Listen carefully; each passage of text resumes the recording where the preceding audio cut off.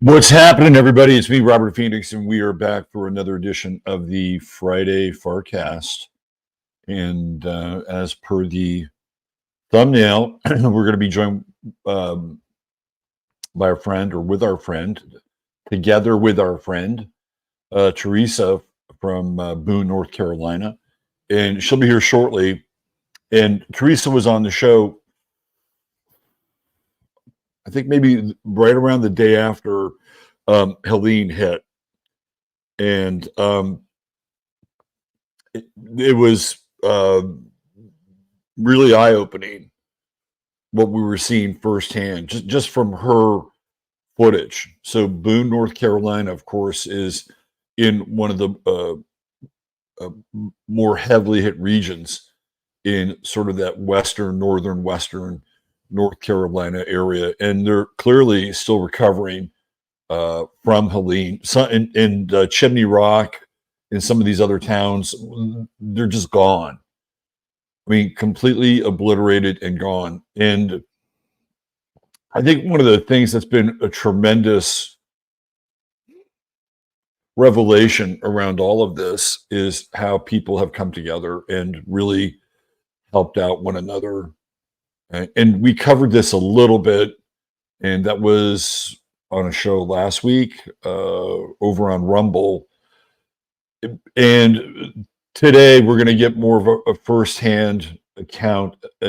Theresa sent me a bunch of images I've been trying to process and convert into JPEGs. So there's probably going to be some of that while we're talking live in real time.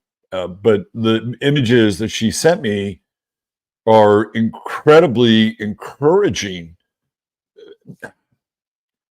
And the encouraging factor isn't necessarily that somebody's going to wave a magic wand and it's all going to be perfect again, but it's the spirit of the people who have really come together to help one another. And we're not just talking locals from North Carolina, although of course they're very much invested in their community, but it's people from all over the United States who have swarmed to that area and to help out as much as possible.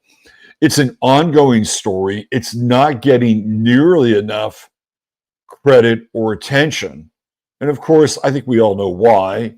It's because a four-letter agency doesn't want to encourage that. All of this is about learned helplessness and dependency. That we have to depend on the government. We have to depend on these faux paternal agencies that, for the most part, a lot of people still haven't reconciled their relationship with. And when we have a disaster, or we have an event, or we have a rent meaning like a tear or a rip in our everyday reality, and the expected aid does not arrive, it's very shocking.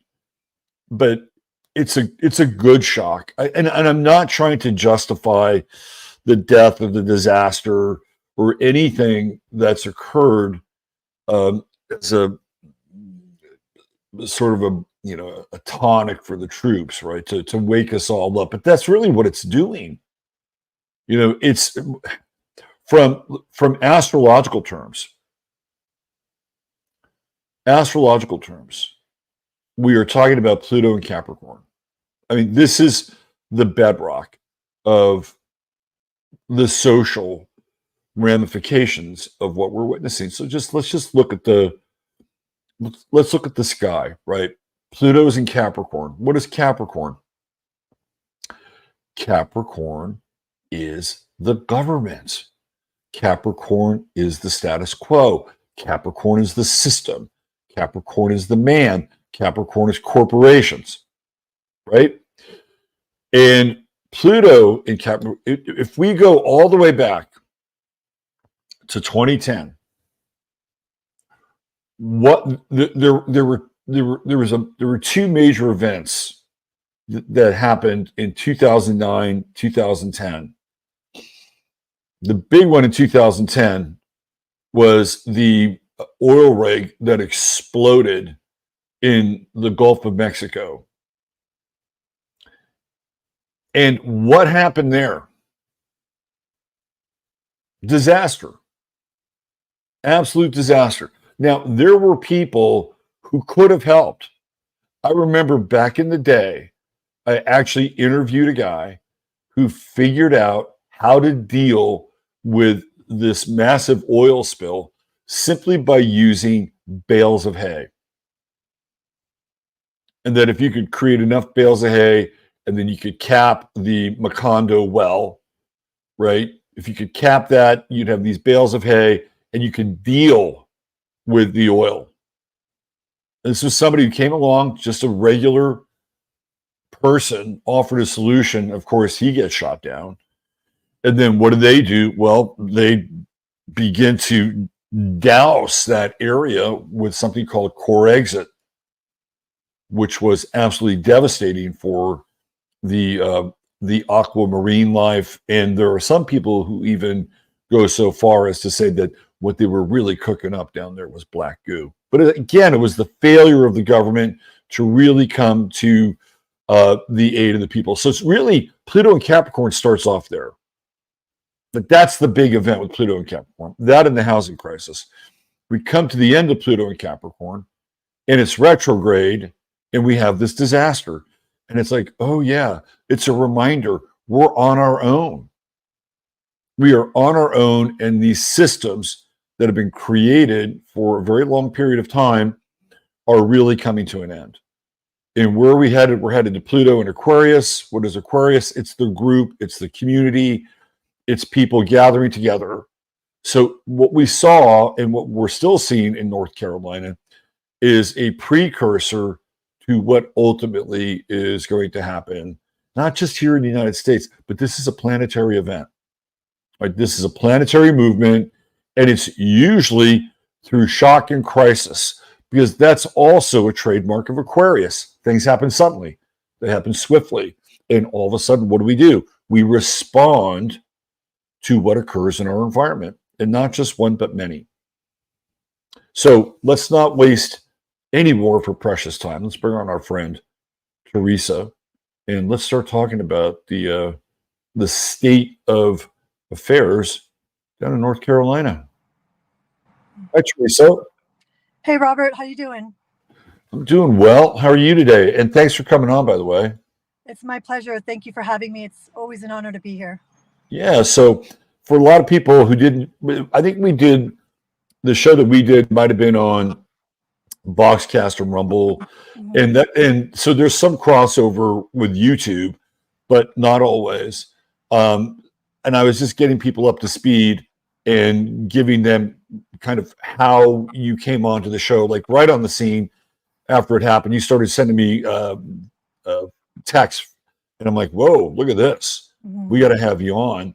And you were right. You were right in the thick of it as it was happening. I mean, you were figuratively putting out fires, right, and doing so many things.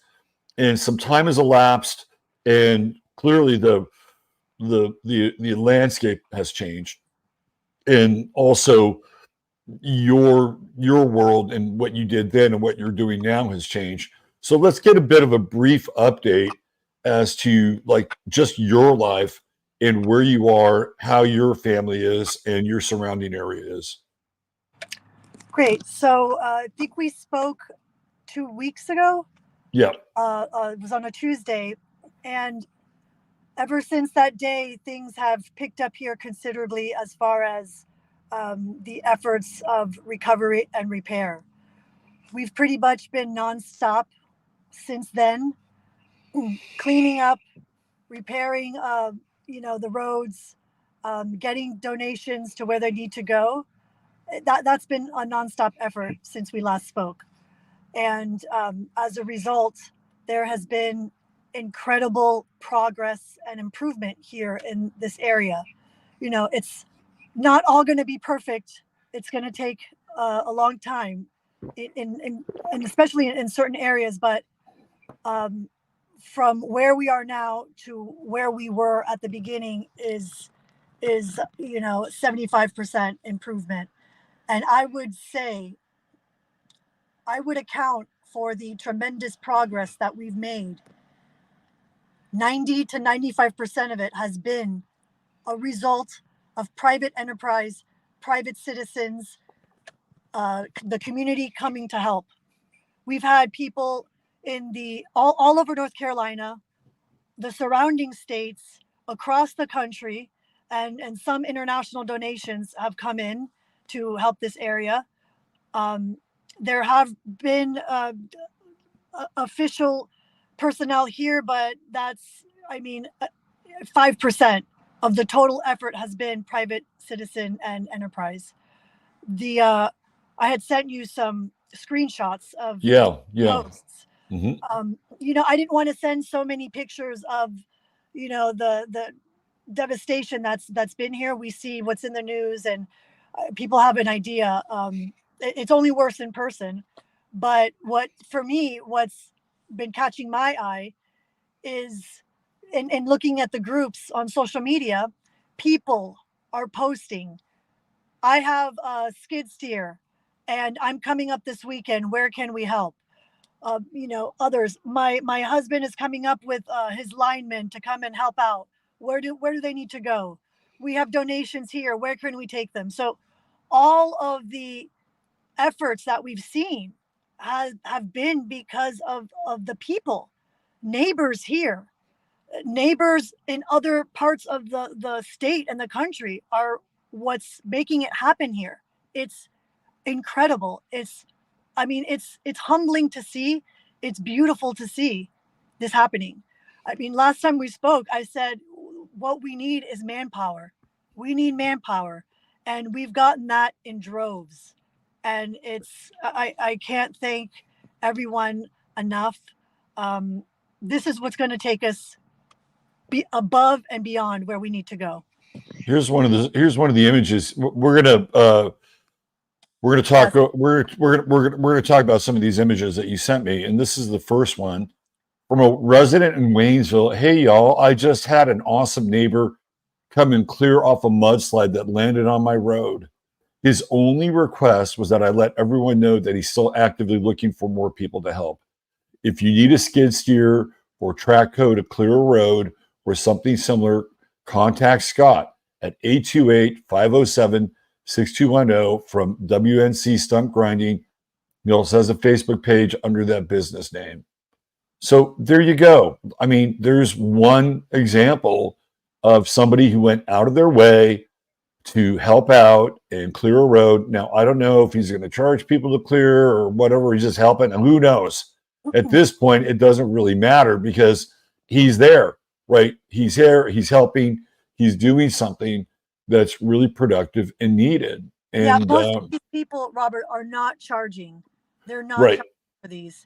And especially the post that I sent you, they're not charging. They may accept a donation if someone wants to give it to them.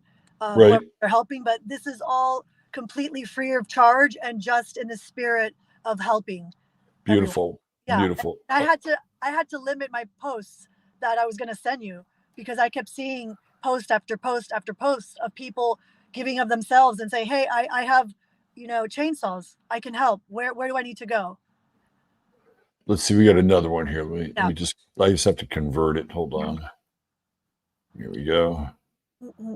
Okay. So this is, it looks like a lot of this activity is on Facebook, which I'm sure is a good source for people. Just if you want to tap in, and are there certain Facebook groups or pages that you'd recommend for people? It depends on the different area you're looking and interested to finding out. There are several pages in the Boone area, Watauga County in the know, Boone and Blowing Rock communities, Asheville in the know. You just type in and the groups pop up. So here's one. This guy owns a plumbing company out of town and brought his machine to the mountains to see where he might be helpful. This is so inspiring. It is. It is so inspiring. If it hadn't been for all of these people, we would not have made the amazing progress that we've made so far. That's a fact. I mean, clearly, because the people that supposedly were there or needed to be there to help or missing in action. Let's do another one here. Let me see if I can just make this quick change. Yeah. And so you have children. How are they dealing with this? Yes, I have 3 children, and they are awesome.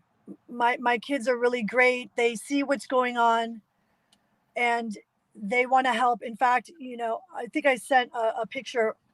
The volunteer fire station it's just down the road from our house. They converted into a community donation site.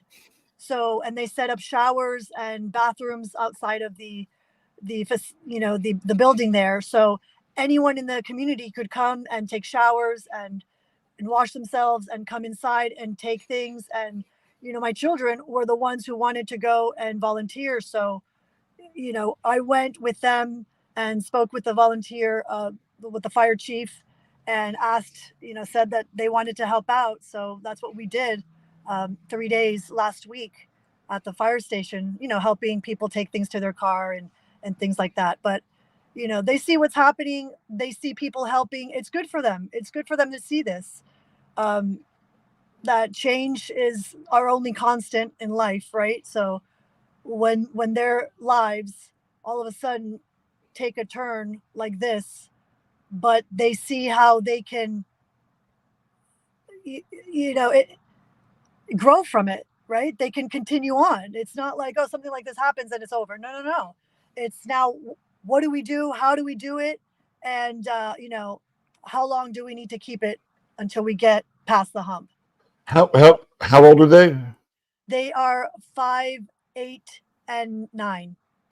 So first of all, they're quite young, and for them to have the initiative to want to volunteer is really something. But if you take into account that they're born under this Pluto and Capricorn configuration, Right. Gen A, I've always felt very strongly that this generation is going to grow up very quickly, and they're like a network of old souls, and their ability to have a situation like this or experience like this and translate it into not just an immediate life lesson, but something that they'll build on and grow from, I think is just inherent in that generation.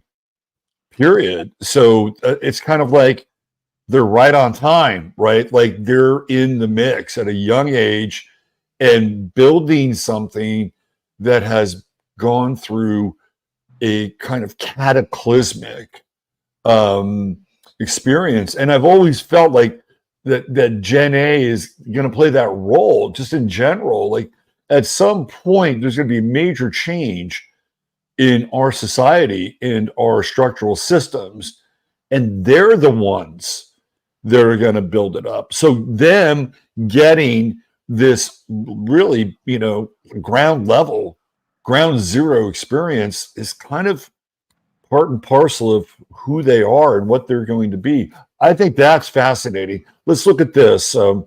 We are bringing a team of roughly 15 men to Boone on Monday the 14th. We'll be in town until the 19th.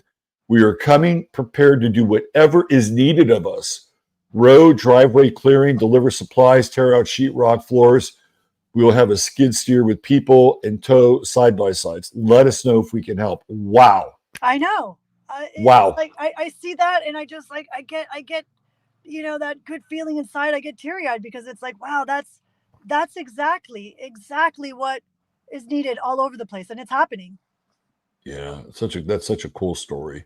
And there's so many of those. So there's so many of those that I see, and even when I'm out in the areas and in the volunteer centers, there's some people that we start talking, and I came in from Georgia.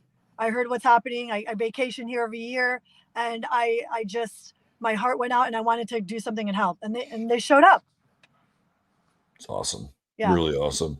And there are some people, and I have read that there was a group of guys with helicopters, Mm-hmm. and they had money. They had money, they had means, and so they just deployed their own kind of personal helicopter air force, and that's cool, right? So Oh, yeah. that's cool. They've got the resources. They're going to come. They're going to bring what they have, and then there are people who have a middling amount of resources, and then there are people who have not many resources at all. I posted a story last week about a young girl from Virginia who just reached out to her local community to, help out the dairy farmers down in that area. And then she got a ton of donations. And then she had to figure out, well, how am I going to get all this stuff from Virginia to North Carolina? Well, guess what? Somebody stepped up, with a truck and a trailer, a big trailer. And then people helped load it on there. And then the guy drove it down, and there was money for gas. And this was not somebody who had an incredible amount of resources. It was just the movement to help. It was just the responding to the call of the spirit, and then everybody else did, right? Yeah, I mean, so things like this, it's humanity at its finest, and people give what they can. It's people who give money. People who give supplies and tools, that's what they give. People who don't have any of that but have time, they give their time. So here we go. Here's what you were referring to. Let's see. This is the local Walmart. Yeah. Interesting. And I wanted to mention also not only the people, but businesses in the area as well have opened up their doors and have done what they can, have been cooking for the community. Like right now, you're looking at a picture of that Walmart. The Walmart here, I mentioned in the last our meeting, it's still closed indefinitely because it got completely flooded out. But yet they came together and put together these laundry facilities for the people to come and do their laundry. That's awesome. I had heard that at one point there was like about 60 Walmart trucks that were headed into North Carolina just with supplies. Wow. So I know Walmart gets a bad rap a lot of the time, but when something or somebody does something right or well, we have to recognize them, no matter what they've done before. Let me just do this. Let me do another one here. Yeah. So this is really cool. This is from a business called Boon CoWorking. So shout out to Boon CoWorking. Free desks on a first come, first served basis from 9 a.m. to 5 p.m. for anyone affected by the hurricane that needs a place to work. Internet. Back at Boon CoWorking, booncoworking.com. Shout out to Boon CoWorking. Yeah, that was awesome. And there's so many other business. I mean, restaurants would open up and say, come use our internet. Any place would do that. A lot of the restaurants have been doing meals for the community and allowing people to come in and come get some food and no questions asked, and and it's like, and I've noticed here a lot of the invitations have been for food. Food is like comfort. It's comfort food, and you're in the middle of this disaster, but yet you're able to get a nice meal. That says a lot. That goes a long way. Here we go. Visit Banner Elk. Hot meals, update for locals, recovery workers, volunteers. Spread the word. Chicken is the smoker dinner for today. Right. 5 until by 25. United in Sorrento's, parking in front of historic school. They also serve breakfast and lunch Thursday. New World Central Kitchen satellite location at Alpine Coast will have hot box lunch and dinner daily from their main location at Best Western in partnership with Stonewalls and Gadabouts. Main location times 7:10 a.m. breakfast, 11:30 a.m., 1:30 p.m. lunch, 4 to 6 p.m. dinner. This is awesome. How awesome is that? I know. That chicken looks pretty good too, I gotta say. Yeah, and we had been without power up until I think it was 4 days ago that we got power. we still don't have internet, but Starlink, they said that you could get the first month. They would let you have a month for free, 30 days. So we ordered that. So now we have Starlink as of a couple days ago. So we do have internet access now. Good. And most everyone here in the community has power now. There are still a couple pockets that are waiting for power, but I mean, that's a huge effort in and of itself to get Absolutely. power restored back to everyone here. So I thought it was going to be longer for us, but it ended up being like 2.5 weeks, I guess, since the 27th. I lose track of time. This has all been one just straight shot. So so I'm sure absolute whirlwind. yeah. What about schools? Are children going back to school? Hit the pause button there? What's going on there? So the public school system here has been out, and they just sent out a notification yesterday that they're resuming schools next week on Thursday. Okay.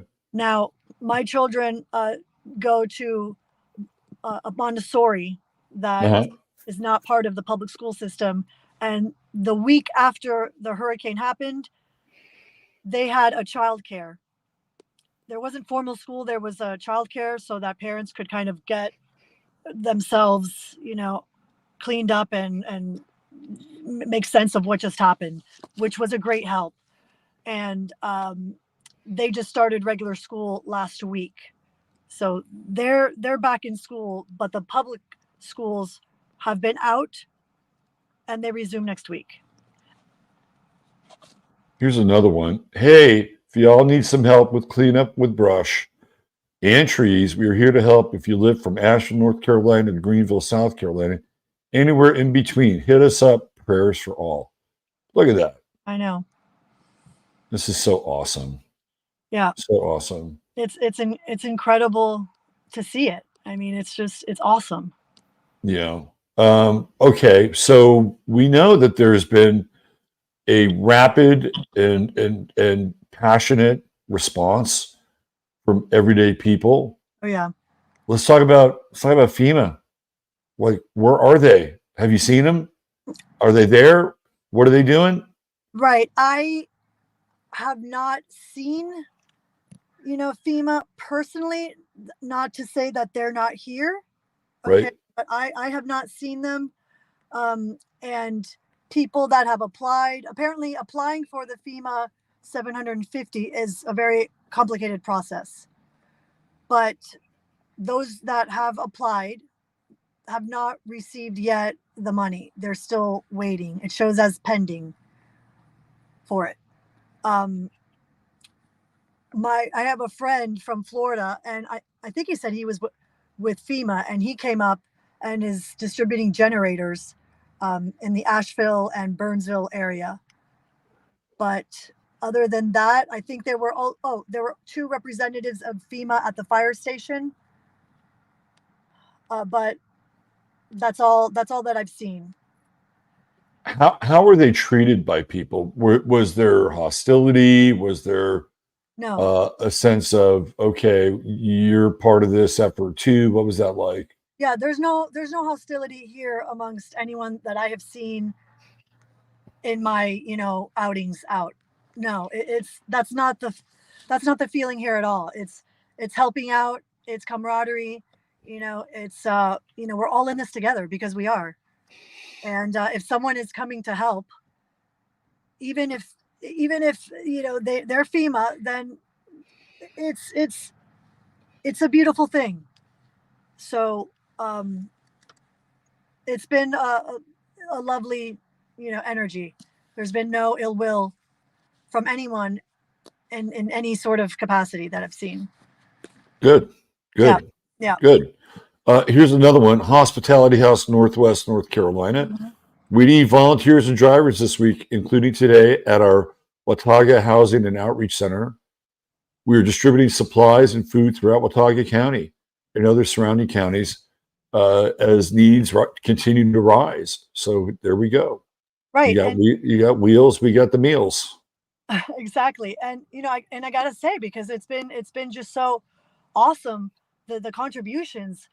Uh, Keller Williams, we're with a brokerage with Keller Williams, and they have a division called KW Cares, and they were the ones who were able to get us a generator 2 days after this happened, and they have had supplies come in, and it's been wonderful and very helpful.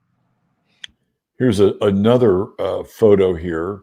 Maybe just convert it, and this is, I guess, is this the center that you and your children worked at? Let me just put this up here. It looks like there's some tables, supplies, food, etc. So that's Yes, that is the volunteer fire station of Deep Gap. okay. And these are all contributions by the people of North Carolina that just would send boxes, and the trucks would come in of diapers, toothbrushes, toothpaste, um, canned foods, garbage cans, flashlights, batteries. And they So set awesome. they set up in there. And yeah, so I want to give a shout out to Mina, Julian, and Archie, who really made me so proud. So did you witness people come in and pick some of these supplies up? Did you actually Yes. see Yeah. what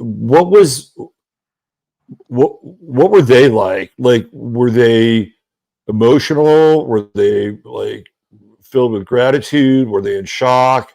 What was their experience like when they came there and they said, "Wow, this is what Yeah, definitely overwhelmed in emotion and gratitude to have all of the support coming out, from the neighbors themselves and from the community.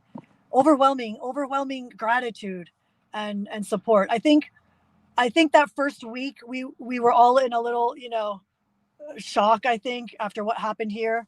Um, it was just kind of like, wow, it's surreal, because even when I speak to everyone now, it's still the same. No one expected this. We all thought it was a tropical storm. So when it hit, it was unexpected. Okay. And it took a few days for it to kind of sink in. But then after that, right after we spoke that Tuesday, it just picked up, and it hasn't stopped. My sense about this is that for a lot of people, it's incredibly humbling. Oh yeah. On the one hand, if you have had your life circumstances, just devastated and changed by this event, you're going to be humbled. Like you could have had a really good life and, kind of a, nice, cozy, mountain cottage or whatever, right? And this is gone. Yeah. And now you have to come down and, get some canned food and some flashlights, some blankets or whatever. Like, that is a really humbling experience. But at the same time, there are other people going through it. Right. So it's so fascinating. Like when we experience loss or we experience some kind of trauma, most people will fall into shame, right? Like they're ashamed that they have to come to a volunteer center, right, and live off the kindness of strangers.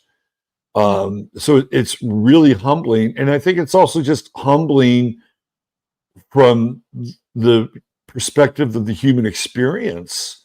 When you see something like this, or when I see something like this, and I'm sure you and others, there's this feeling that yes, humans are doing this and they're giving of themselves, but there's this spirit behind this, right? Yeah.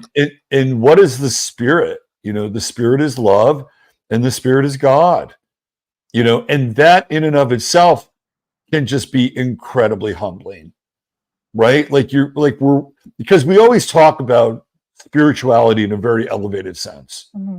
right? Like we're gonna, if we're more spiritual and more positive, we're going to get more rich or more powerful, Mm-hmm. or we'll control our reality, or we'll ascend, right? A lot of times people get stuck talking in those terms, but this is something very different. This is like the expression of spirit and God at ground zero. Yeah. And it's a very different kind of spiritual embrace in a lot of ways.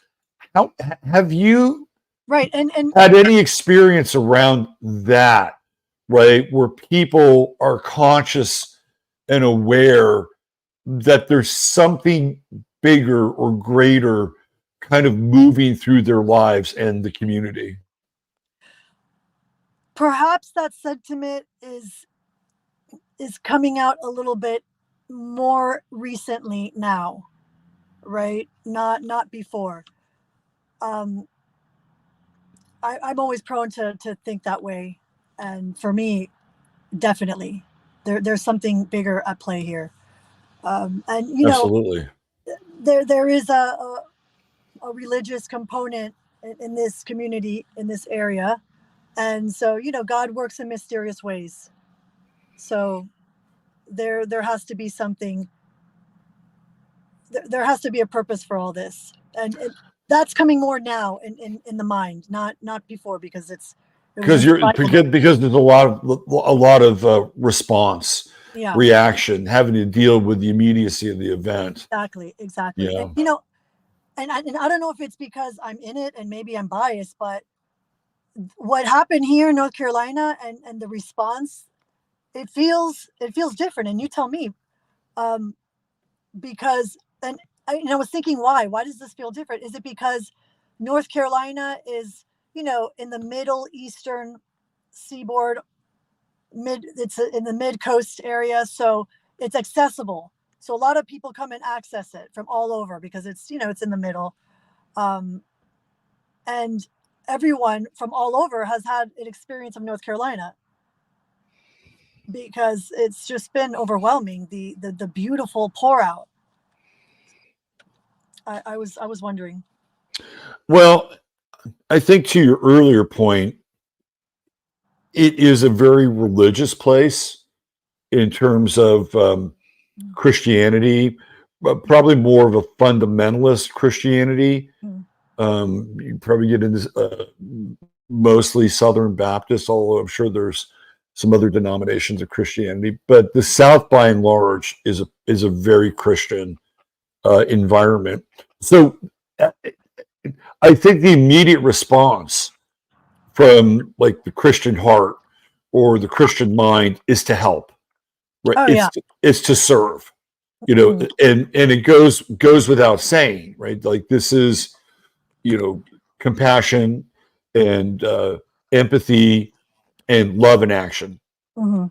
right? And when we talk about it in astrological terms, and you'll get this because you're a Pisces.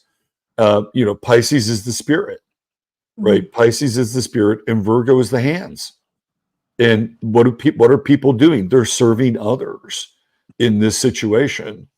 So I think there's going to be some very interesting stories that will emerge from this. And whether they're compiled in book form or documentary, like I think we're just beginning this journey with Helene and the impact that it's made on the people in the region and quite possibly people in the world at large. Let's Yeah. let's let's remind people the magnitude of this storm. So you sent me this. Katrina was a Cat 3, had 125 mile per hour max winds, diameter 400 miles, wind field of 230 miles. And Helene is a freaking superstorm. Right. Cat 4, 140 max winds, diameter of 822 miles. It's twice the size of Katrina. and the wind field is 370 miles. I mean, look at this. This is just freaking mind-blowing in terms of the contrast. Yeah, that helps put it in perspective. Yeah, and if you look at Katrina, this is the Gulf right here. So Katrina is swallowing up about 3/4, maybe about half of the Gulf. If you put this into Katrina territory, it would cover the entire Gulf, right? Because it's twice the size. It is twice the size. It's it's huge, huge. Yeah, yeah. And back to your point, when you were saying, are people, are they too proud to get the help? The fact that it's everyone, and then the fact that everything's just right there, right? All the help, it's coming to you. It's coming to you.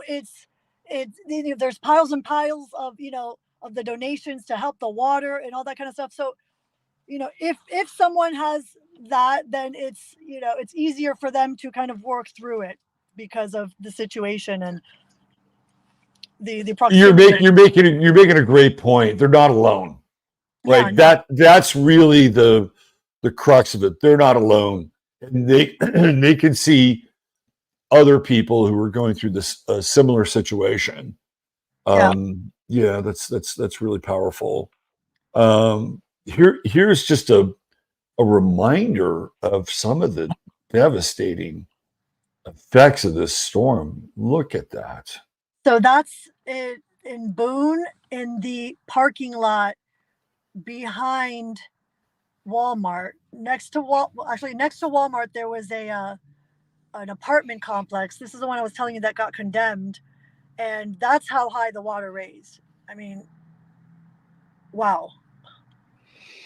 Yeah, so that SUV is probably about on the left. This white SUV, it's probably about 5 feet high, maybe a little bit more.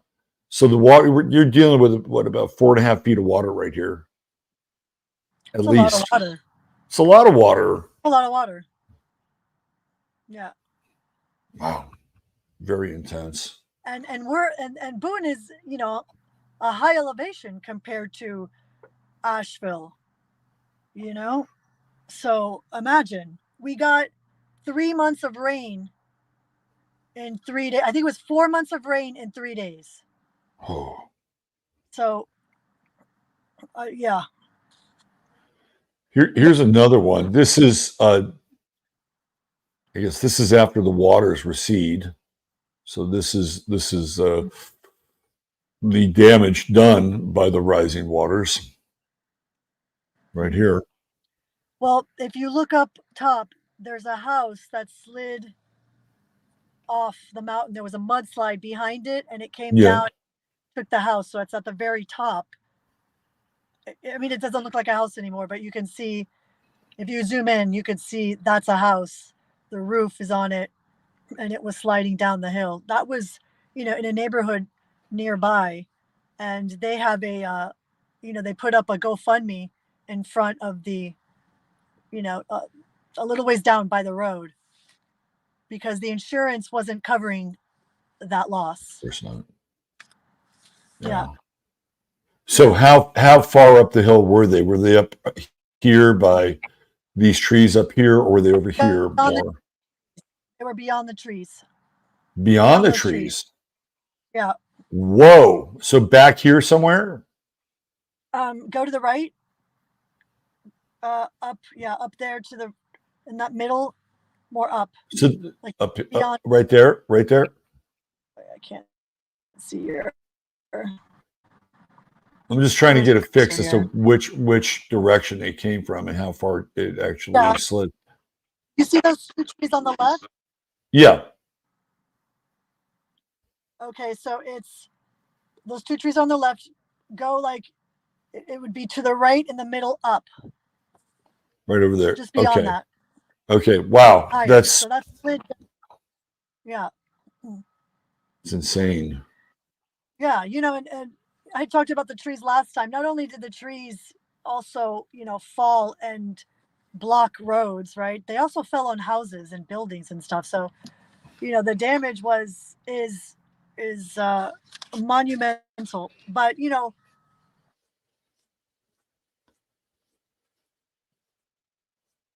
Are you there? I think we lost Theresa. Let me go back in. I think her maybe her signal went out, and hopefully she'll get back in here. So there you go. There's a photo album of absolute disaster, and there's also plenty of records of, and I'm sure she could have given me. I think she's coming back here. I'm sure she could have given me 100 examples of people helping out and just wanting to be of service to their fellow humans, right? I mean, you don't even have to be a North Carolinian. I mean, these people came from all over the country to do that. All right, she's back. All right. Sorry about that. No worries. No worries. Oh yeah, I was saying I wanted to keep it positive because there's always the devastation, but we're working through it. We're getting help. We're resilient, right? And we're gonna get through it, and we're gonna be better than ever. And it's happening, and there's progress, and we have you guys to thank for that, and all of the surrounding communities and ourselves, and I'm proud of the effort and what's happening, and it's awesome. Are there any reputable, trustworthy, good sources for people to donate money to? Have you run across any of those? Samaritans Purse is the big nonprofit here that has come out and helped. So people like to give to Samaritans Purse. I like to give directly to people. I mean, I can send you some things and let you know.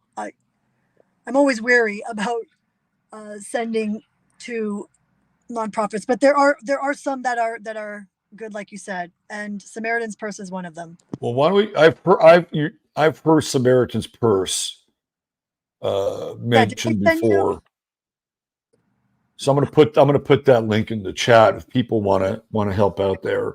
If you have any other nonprofits that you think are worthy, if they're North Carolina, Boone, whatever, send me some links, and I will. I'll put them in the show notes. So yeah, and I wanted to. This is a little side track potentially, but it happened, and I wanted to share it. So last Saturday, okay, we were in the house in Deep Gap, and it was nighttime, and the kids were outside playing, and I was inside, getting things organized from everything. And then my kids start running in the house, and they said to me, "Oh, mommy, there's UFOs outside." I said, "What? What are you saying?" Right?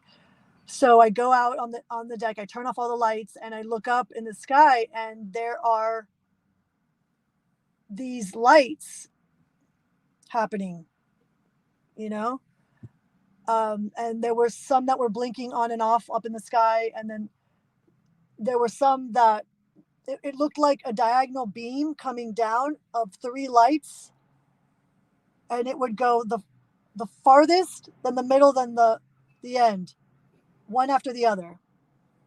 1, 2, 3, 1, 2, 3.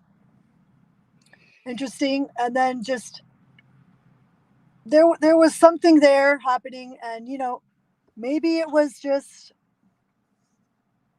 helicopters, but it seemed a little strange.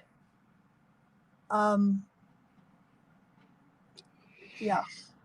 So there's some chatter in the chat And you suggesting maybe drones. Could they have been drones?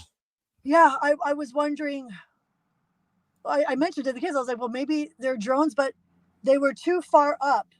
There were some that were close, and I said maybe those are drones, but they were too far up. And then what they were doing, the sequential, the lights, it was like a diagonal coming from, the sky down, 3, 2, 1. It was what is I was thinking, what is that? What's going on there? And it was at nighttime. So what could have been happening in the night sky with all these different lights coming on and off in these patterns? Zoracle Dax posted in chat, Brown Mountain is close. I've seen the Brown Mountain lights and many other strange lights around Beach and Grandfather Mountains. Are you familiar with this area? Yeah, Beach Mountain and Grandfather, they're in the opposite direction, past Banner Elk. Right. So this was in the Deep Gap area looking up. I had never seen it before,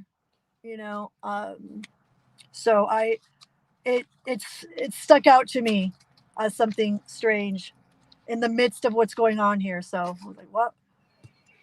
There's always more. There's always more going on. Very interesting. So here's another. Oh, this is interesting. Starlink. Yes, no, maybe they're launching some Starlink like pods up there. Maybe.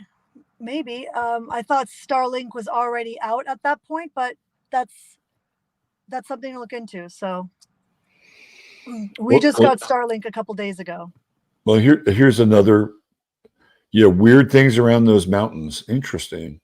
Yeah. Really, really interesting. So, if I'm not mistaken, part of that area that you're in was. Did she go away again? Okay, part of that area you're in was the area that they got part of the Hunger Games. Yeah. So that was Katniss Everdeen's district. Right. In the Hunger Games. Right. That's fascinating. Yeah, it was in this area. Yeah. Yeah. Yeah. Okay. Well, the Appalachian Mountains, there's a lot of lore that goes with them, Right. So when you and I first started texting, and this was again like 24 hours after this event. Oh, it was during. It was still happening. I was going to say it's still happening. It was during, and the amazing part is that the power had gone out at 3 a.m.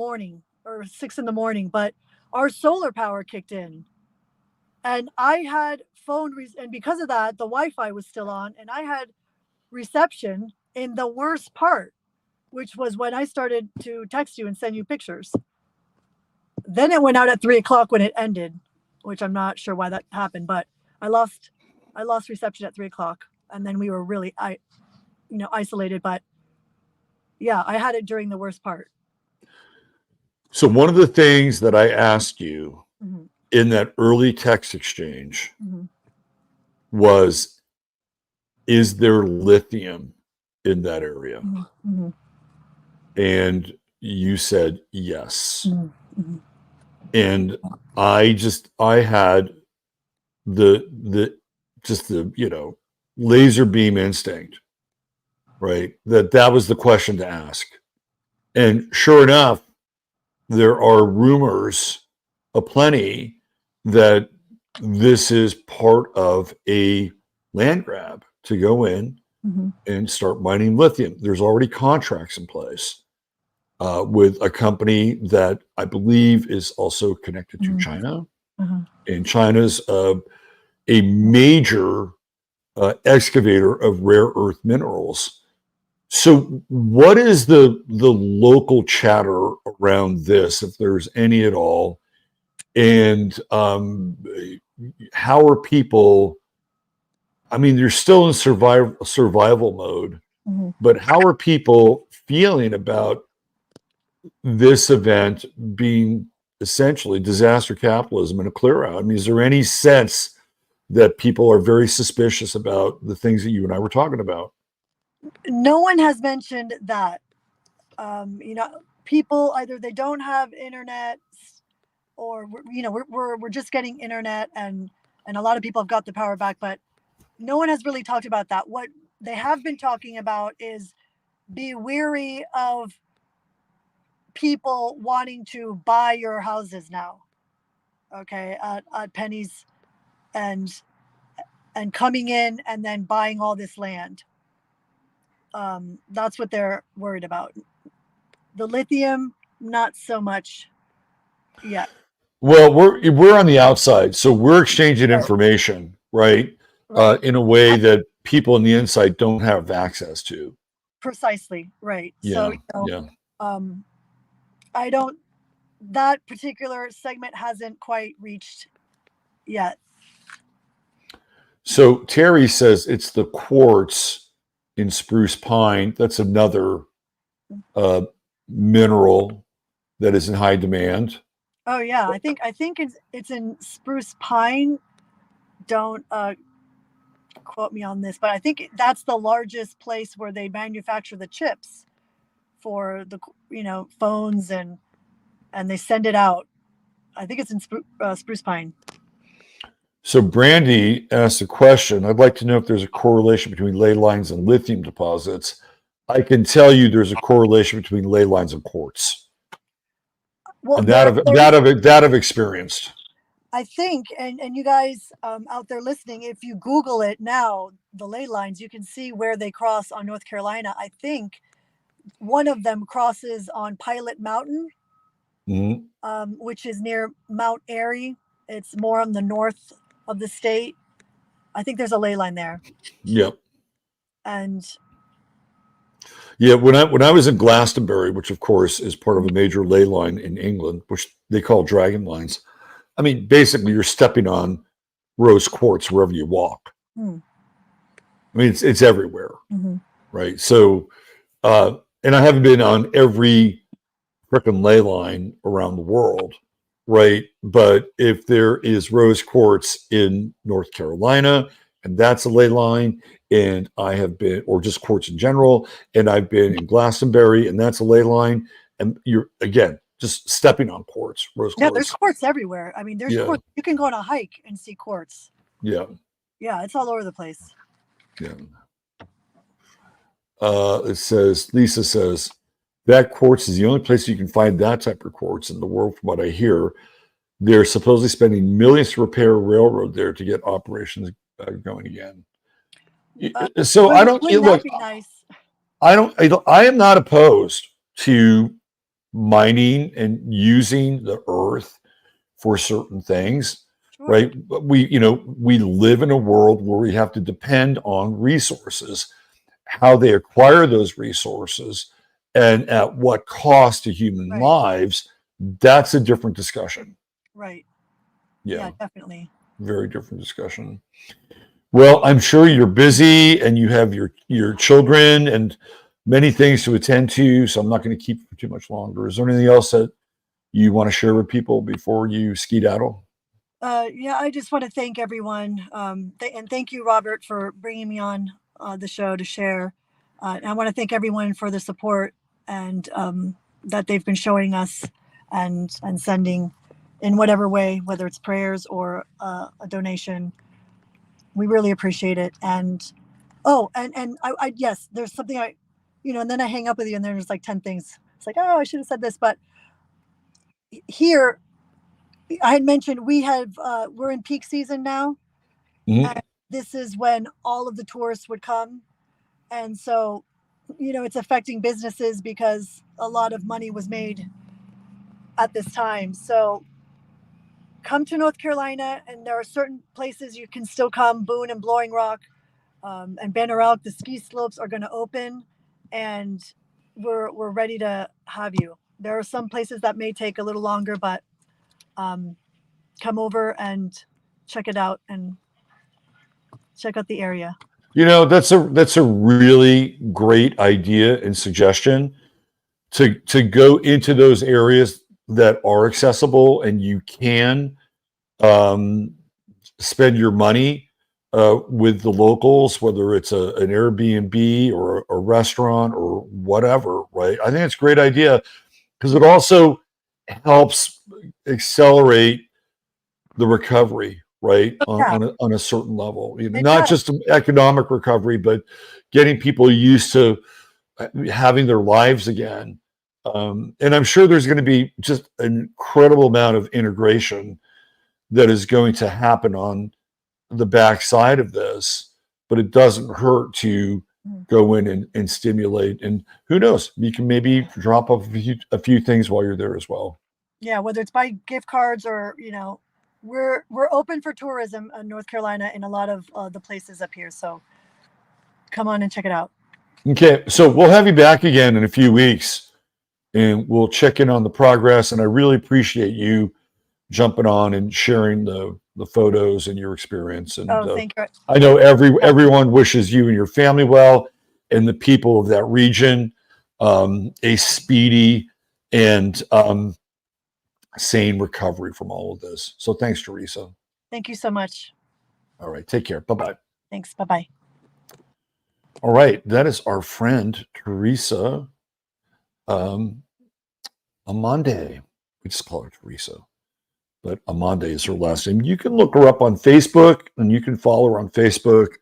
And I'm sure that there's plenty of groups that are North Carolina and sort of Southeast centric that are continuing to provide their support and their resources for the dev events. And we get caught up in the news cycle, and now we're chasing the tail of something else, right? It's like whack-a-mole. And we had Lahaina, and we were talking with people in Lahaina, and Lahaina just became like a restricted area. You know what I mean? It's on an island, and they became very, very kind of proprietary. We should probably have a follow-up with Lahaina. We had a fellow from Lahaina that we had on the show, but there's always the next event or the next disaster or the next emergency. And, we're kind of off and running. I don't think we should let this one go. And let's keep it in the news cycle as much as we can. And not just to inform people, but to support and encourage those that are really in the thick of it all. And that, I just think this is, I know it's a disaster, but I think this is tremendous. We're actually being given a gift. We're watching what happens when people care about each other and will just throw down their resources, whatever they have, in order to help another human being out. This is such an incredible gift. And I can't help but relate it back to the astrology as well. We're dealing with Saturn in Pisces and then Neptune in Pisces. Neptune in Pisces, the big dump, right? The big water dump. And Saturn in Pisces is really indicative of, again, Pisces is the spirit, right? It's the spirit. And Saturn is the organizing principle. So the organizing principle here is the organizing principle of the spirit and not really the government, right? And maybe there's a trickle of FEMA. Look, there are some people that work for FEMA that are actually good people, right? There are people that are boots on the ground people in FEMA, and they're just following orders, for better or worse. They're not the people that make the policy. They're not the people that spend the money in places where it really shouldn't be going. So I'm sure there are good people in FEMA on the ground there. So we can't completely demonize them as people. As an agency, that's a different discussion altogether. Anyway, I think we're being given a great spiritual gift and it's a hard one, but sometimes this is the way it is. You know, we don't always get the good stuff unless we go through some kind of crisis or some kind of deep struggle, and then we realize that we're not alone. And that's a really important moment. All right, I think that's about it. Not going to belabor the point too much longer. I think you guys get the picture. I want to thank Theresa again for coming on the show. We'll have her back on in a couple of weeks. Samaritans Purse. Janice mentioned a few other agencies and people that were. Janice, can you just put those once more in chat so I can remember them? There was something about God's Pit Crew and the Grinders or something. Can you just put those back in chat one more time so that I can give them a shout out? Let me see if she'll respond to that.